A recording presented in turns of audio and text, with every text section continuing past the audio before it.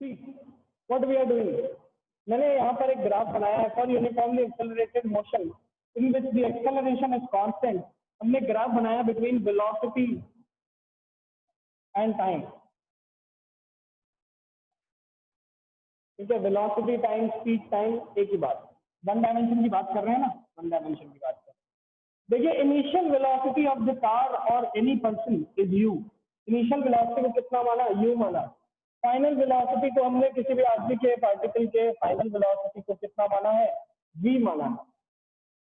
ठीक है, कितने टाइम में ये वेलोसिटी चेंज होती है, तो कितने टाइम में ये वेलोसिटी चेंज होती है अपन लिख सकते हैं t टाइम में ये वेलोसिटी चेंज हो जाती है. हम यहाँ से बनाना चाहते हैं all the three equations of motion. तो first of all number one equation बनाएंगे अपन. फर्स्ट इक्वेशन से that slope of speed time graph gives acceleration. The slope of vt graph gives acceleration.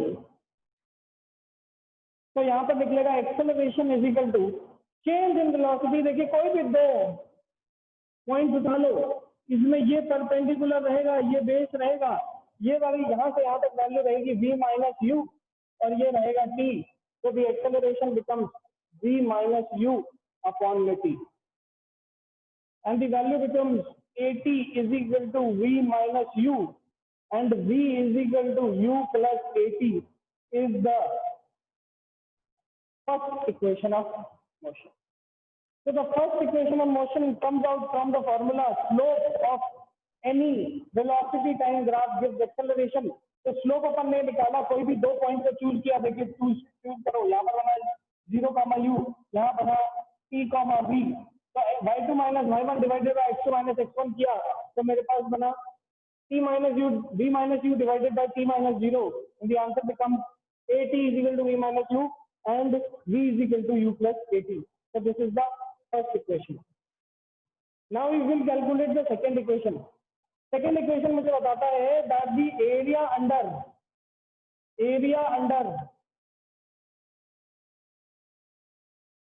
Velocity time graph gives displacement. तो यहाँ पर अपन displacement निकालने के लिए क्या कर लेंगे, area of triangle plus area of rectangle कर दो. Area of triangle plus area of rectangle. तो एरिया ऑफ ट्रायंगल और एरिया ऑफ रेक्टेंगल को ऐड करो तो मेरे पास बना हाफ इंटू बेस कितना t इंटू हाइट कितना v minus you plus length into width. तो देखिए ध्यान से यहाँ तक u लेंथ है, ये विड्थ है t. तो रेक्टेंगल का एरिया रहेगा u into t and this will be equal to s. Now इस इक्वेशन से देखो v माइनस यू की वैल्यू बराबर रहती है at के. तो देखिए यहाँ से v माइनस यू की वैल्यू किसके बराबर होगी, at के बराबर. तो नेक्स्ट लाइन में अपन लिख सकते हैं half into t into at plus u into t. और नेक्स्ट लाइन में से अपन लिख सकते हैं s equal to ut plus half at square and this is the second equation. तो फर्स्ट इक्वेशन अपन ने निकाली स्लोप कैलकुलेट करके, सेकंड इक्वेशन अपन ने निकाली एरिया ऑफ ट्रायंगल और एरिया ऑफ रेक्टेंगल ऐड किया, तो टोटल डिस्टेंस और टोटल डिस्प्लेसमेंट निकल के आ गया, जो कि आता है s equal to ut plus half at square. Yes, tell me student pass. If this point is clear to everyone then please raise your hand. Pass everyone फटाफट रेज हैंड करके बताइए if this point is clear to everyone और not.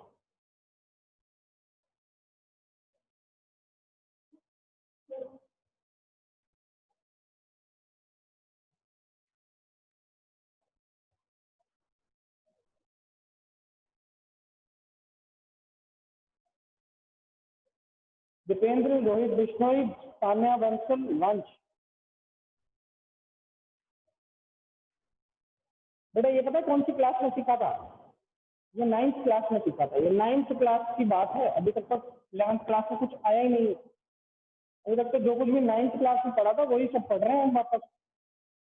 This is the portion of 9th class. As you can remember in 9th class you have derived the same equation. ये तीन equations आती है v equal to u plus at, s equal to ut plus half at square. And v square minus u square is equal to 2as। ये तीनों equation आपने 9th class में इसी method से डेराइव किए। हम इनको एक बार दोबारा रिवाइज कर रहे हैं, बस और कुछ नहीं कर।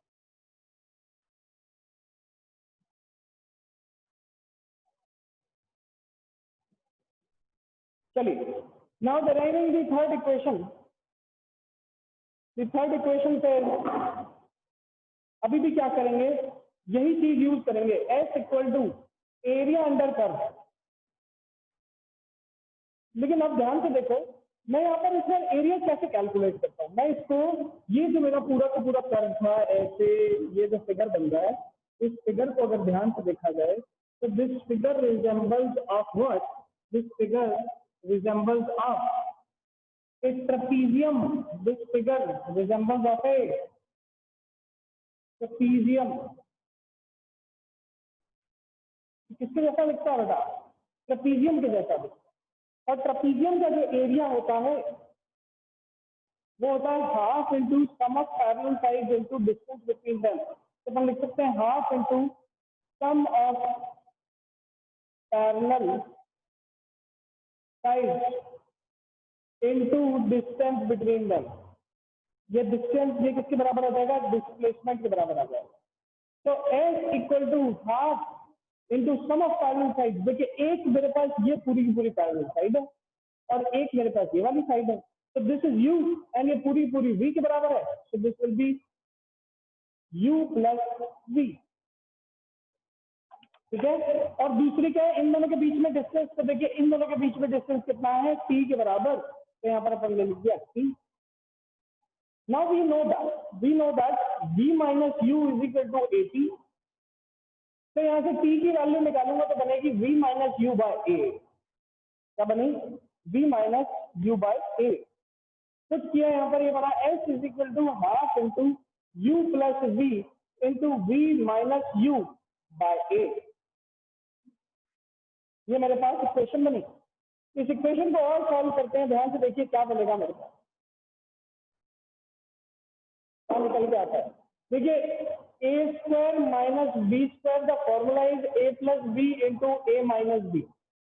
तो ऐसे ही देखो, u plus v minus u, ये फॉर्मूला किसका बन गया? ये फॉर्मूला बन गया v square minus u square divided by 2a।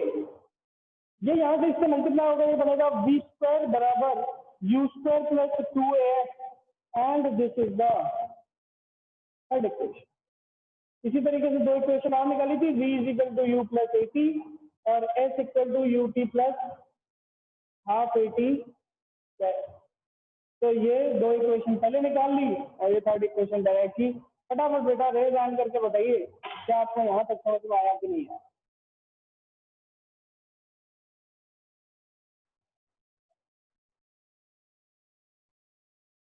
कुछ नहीं किया है, सबसे पहले स्लोप कैलकुलेट किया, स्लोप से एक्सेलरेशन मिला और एक्सेलरेशन हम जानते हैं is equal to v minus u upon t. इससे मल्टीप्लाई किया, देखो बना 80 is equal to v minus u and v is equal to u plus 80। First equation. Second equation के लिए अपन ने एरिया निकाल लिया। एरिया को इस तरीके से निकाला कि ट्राइंगल और रेक्टेंगल का एरिया अलग अलग निकाला, ऐड कर दिया तो सेकंड इक्वेशन आ गई। और थर्ड इक्वेशन में भी अपन ने एरिया निकाला, बट ट्रेपीजियम का एरिया कैलकुलेट कर लिया तो थर्ड इक्वेशन आ गई। इस तरीके से अपन ने तीनों इक्वेशंस को कैलकुलेट किया है, इस तरीके से तीनों इक्वेशंस को कैलकुलेट किया। Very good student, very good, बढ़िया।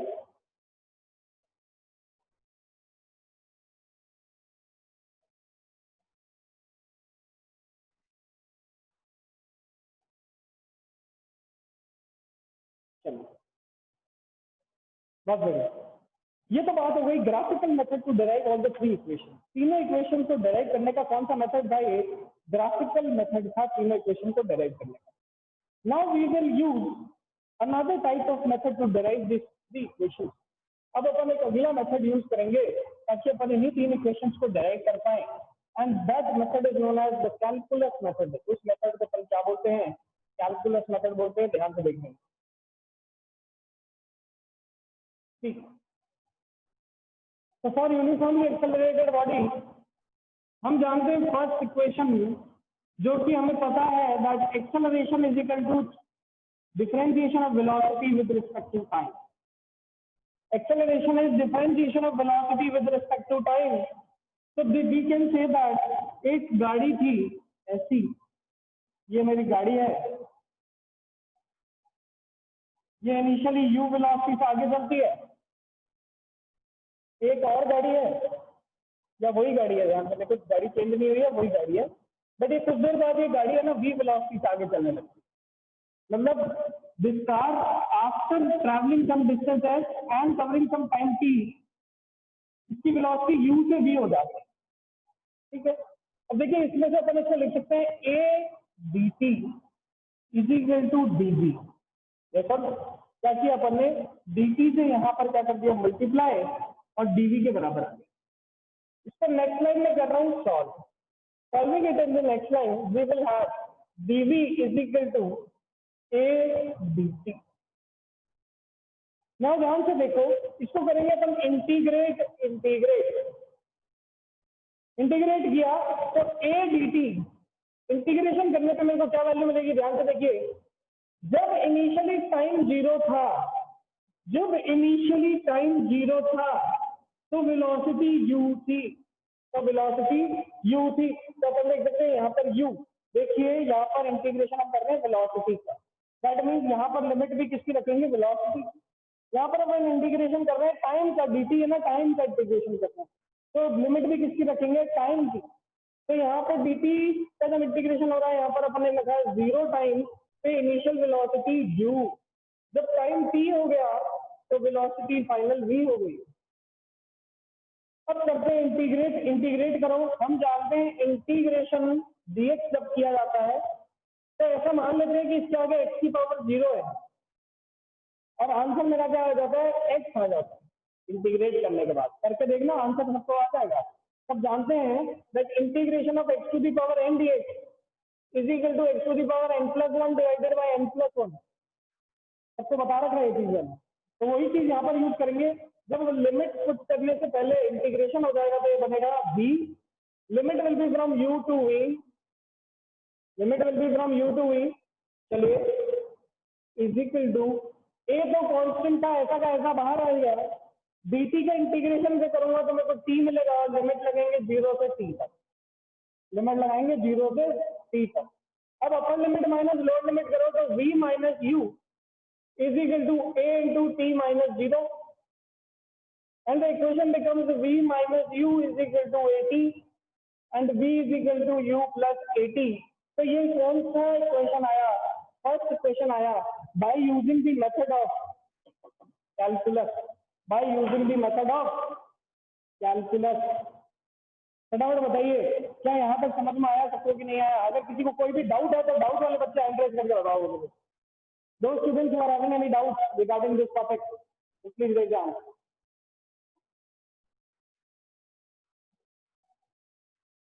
First, everyone, those students who are having any doubts, raise your hand. No doubt. आ गया सबको? बहुत बढ़िया. Very good.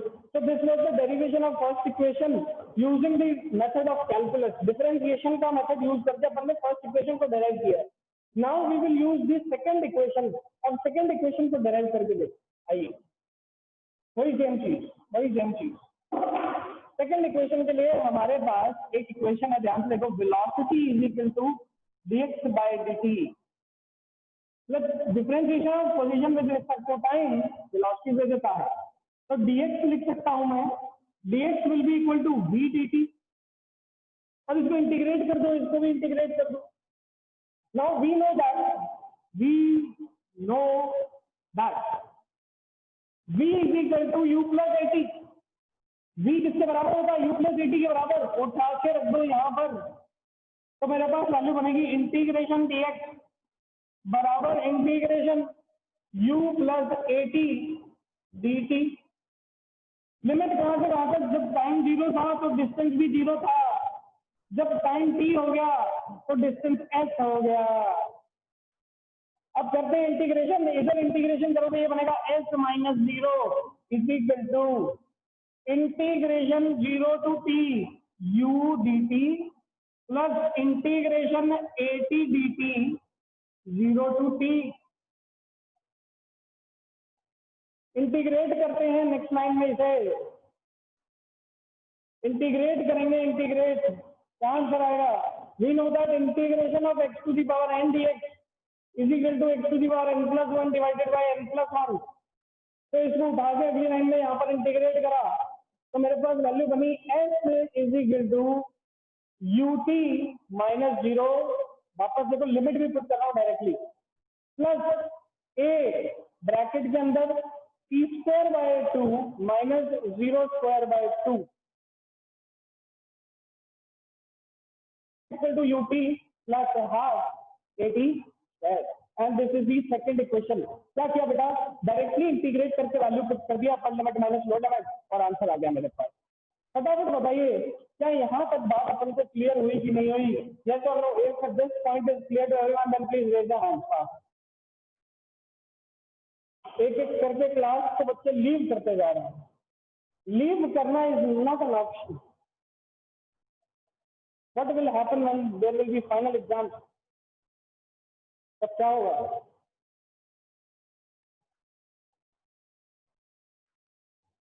Yes, everyone.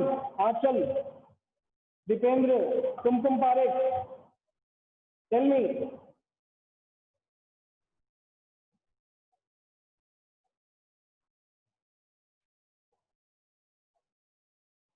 See what we have done. दोबारा देखिए।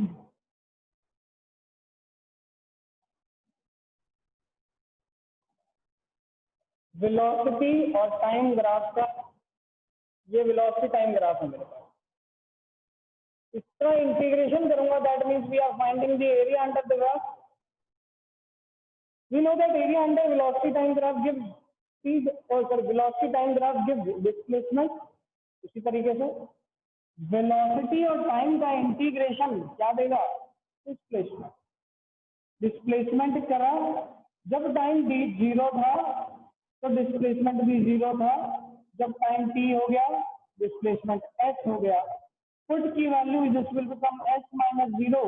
यहाँ पर इंटीग्रेशन किया अपन इंडिविजुअली इंटीग्रेशन करने के बाद इक्वेशन आ गई S equal to ut plus आप T.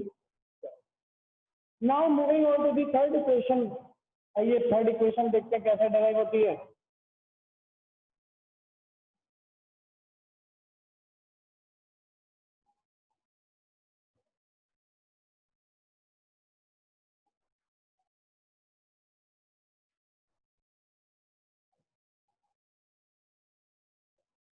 The third equation is, derive करने से पहले हम जानते हैं acceleration is v dv by dx। कल ही अपन ने एक फॉर्मूला निकाला था, acceleration is v dv by dx। ये फॉर्मूला निकाला था मुझे, बिल्कुल सही बात है, ये फॉर्मूला अपन ने निकाला था। आइए ध्यान से देखिए, अब इसको यहाँ पर लेके चलते हैं तो ये देखिए क्या बन रहा है, a dx is equal to v dv। Integrate जब वेलोसिटी u थी, इनिशियल वेलोसिटी की बात कर रहे हैं, तो डिस्टेंस 0 था, dx है ना वेरिएबल, तो ऑब्वियसली डिस्टेंस कितना होगा? 0 होगा। सिमिलरली यहाँ देखो वेरिएबल क्या? वेलोसिटी। तो जब इनिशियल वेलोसिटी u थी तब डिस्टेंस 0 था, जब फाइनल वेलोसिटी v हो गई तो डिस्टेंस s हो गया। अब इंटीग्रेट करो, इंटीग्रेट करेंगे तो ये बनेगा a into x, limit will be from 0 to x, और इधर बनेगी वैल्यू इंटीग्रेट करने के बाद v स्क्वायर बाय 2, और limit will be u to v। Value put की तो this will be a into upper limit minus lower limit will be equal to upper limit minus lower limit. फिर अपन यहाँ पर लिख सकते हैं as is equal to v square minus u square by 2, and this will be v square minus u square is equal to 2as, or v square is equal to u square plus 2as, and this is the third equation। ये मेरे पास तीसरी equation आ गई। तो first equation भी direct कर ली, second भी कर ली, एंड थर्ड भी कर ली। फटाफट बताइए क्या यहाँ तक अपन सबको समझ में आया कि नहीं आया? अगर किसी बच्चे को कोई भी डाउट है तो हैंड रेज करके बताओ। कोई भी डाउट है किसी को भी तो हैंड रेज करके बताइए।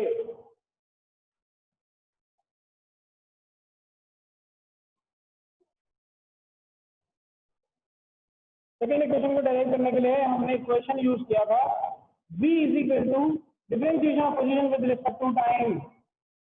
ठीक है, कट करते हैं, dx will be equal to v dt। ठीक है, इधर वेरिएबल x है, इधर वेरिएबल dt है, टाइम है, इंटीग्रेट करो।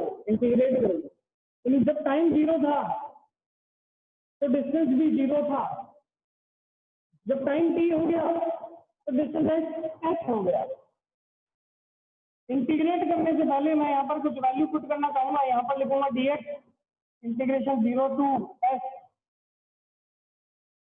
Is equal to integration u plus 80 into dt integration 0 to t. Now in the next line we can write it as integration ds is x only, limit will be 0 to s is equal to, यहाँ पर अपन ने अलग अलग कर दिया, integration 0 to t u into dt plus integration 0 to t 80 into dt। एक constant तो बाहर ले लो t dt। देखिए ध्यान से, यहाँ पर इंटीग्रेशन करूंगा ये बनेगा ut लिमिट 0 से t, और यहाँ पर इंटीग्रेशन करूंगा ये बनेगा at²/2 लिमिट 0 से t। इधर बनेगा s माइनस 0 लिमिट पुट कर दी। This will be equal to s is equal to u into t minus 0 upper limit minus lower limit plus a into upper limit is t²/2 minus 0/2 lower limit. The value becomes s equal to ut plus half 80 square second equation. अब बताइए आंचल, क्या यहाँ तक clear हुआ कि नहीं हुआ? Yes और नो? अब बताओ, if this point is clear to you और नॉट? बताइए बेटा, रेज हैंड करके बताओ आंचल। ठीक है, बहुत बढ़िया। So this was the method to derive the three equations by using calculus or by using the differentiation and integration formula। ठीक है, डिफरेंशिएशन और इंटीग्रेशन फॉर्मूला को यूज करके हम इस तरीके से आती है। आइए ध्यान से देखो, थर्ड मेथड देखेंगे by using the analytical method. This was the calculus method, first was the graphical method, now we will use the analytical method. तो फर्स्ट एनालिटिकल मेथड के अंदर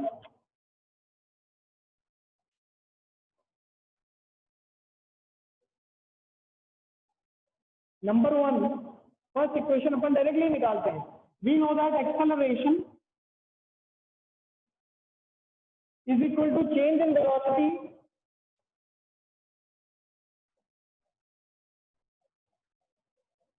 divided by time. We know that acceleration is equal to change in velocity divided by time. So a is equal to v minus u upon t, and this will be at is equal to v minus u, and this is v is equal to u plus at, and this is the value of the first equation we have calculated using the analytical solution analytical method। Directly मेरे पास first equation निकल के आ जाती है, और मैं मानता हूँ इसके अंदर किसी को कोई भी दिक्कत नहीं आनी चाहिए। मैं मानता हूँ ये तो बहुत ही बेसिक चीज है, ये फॉर्मूला तो अपन पहले ही पढ़ चुके थे। इस फॉर्मूला में बस अपन ने इंटरचेंज किया, क्रॉस मल्टीप्लिकेशन किया, इधर उधर पुट किया। सेकेंड इक्वेशन देखो, एवरेज देखो अगर मैं, तो देखिए average speed if time taken for two equal parts of journey, for two equal parts of journey is same, average speed if time taken for two equal parts of the journey is same is v plus u/2, ये अपन ने देखा था। और average speed यहाँ से क्या निकल के आती है? एवरेज स्पीड निकल के आई v plus u/2। Distance is speed into time, so this is speed into time, put कर दिया। चलिए इसके अंदर अपन पुट कर सकते हैं v is equal to u plus at, put करिए v is equal to u plus at, and the answer becomes u plus at plus u divided by 2 plus multiplied by t।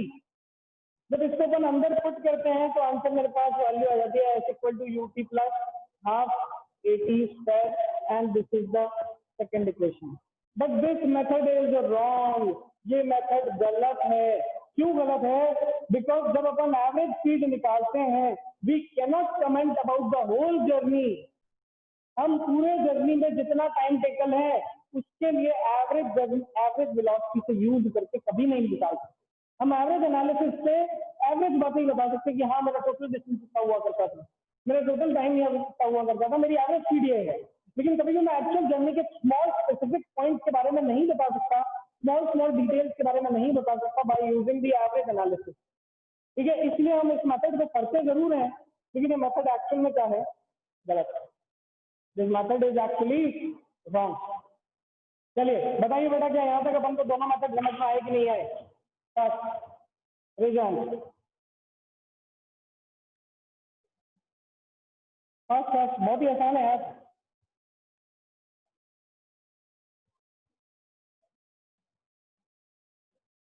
Very good very good very good very good,